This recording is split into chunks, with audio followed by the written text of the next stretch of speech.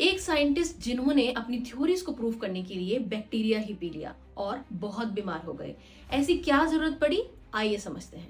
1980s में जब पूरी मेडिकल दुनिया ये मान रही थी कि स्टमक अल्सर या तो सिर्फ स्ट्रेस से या स्पाइसी फूड खाने से होते हैं, लेकिन दो साइंटिस्ट ऐसे थे जो इस बात से एग्री नहीं करते थे। इन दोनों साइंटिस्ट को पता था कि स्टमक अल्सर्स एक बैक्टीरिया की वजह से होते हैं जिसका नाम है हेलिकोबैक्टर पाइलोरी।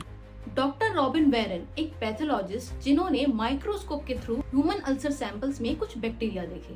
उन्होंने डॉक्टर बेरी मार्शल जो कि एक रिसर्चर थे, उनके साथ कोलैबोरेट करके इस थ्योरी को प्रूव कर दिया कि स्टमक अल्सर सिर्फ स्ट्रेस या स्पाइसी फूड खाने से नहीं बल्कि बैक्टीरियल इन्फेक्शन से भी होते हैं। लेकिन ये कहानी यहीं पे खत्म नहीं होती, असली सस्पेंस तो अब शुरू होता है।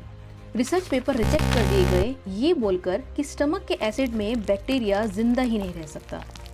दुनिया उन पे हंसती है और डॉक्टर तक ये कह चुके होते हैं कि ये दोनों पागल हो चुके हैं। उन्होंने बिना किसी को बताए हेलिकोबैक्टर पाइलोरी को कल्चर किया और उसको पी गए, क्योंकि उनके पास यही रास्ता बचा था जिससे वो प्रूव कर सकते थे कि अल्सर बैक्टीरियल इन्फेक्शन से भी होते हैं।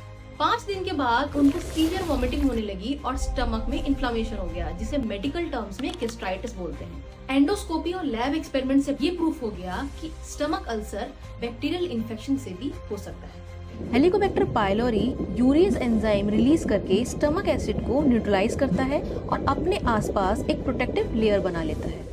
और इसी के लिए 2005 में डॉक्टर बेरी मार्शल और डॉक्टर रॉबिन वेरन को नोबेल प्राइज भी मिला। कमेंट में जरूर बताओ कि अगर आप डॉक्टर मार्शल की जगह होते तो क्या आप इतना बड़ा रिस्क लेते अपने आप को प्रूफ करने के लिए। ऐसे ही माइक्रोबायोलॉजी से रिलेटेड इन्फॉर्मेशन मैं आपके लिए लाती रहूंगी, because you are watching doctor Akanksha the microbiologist.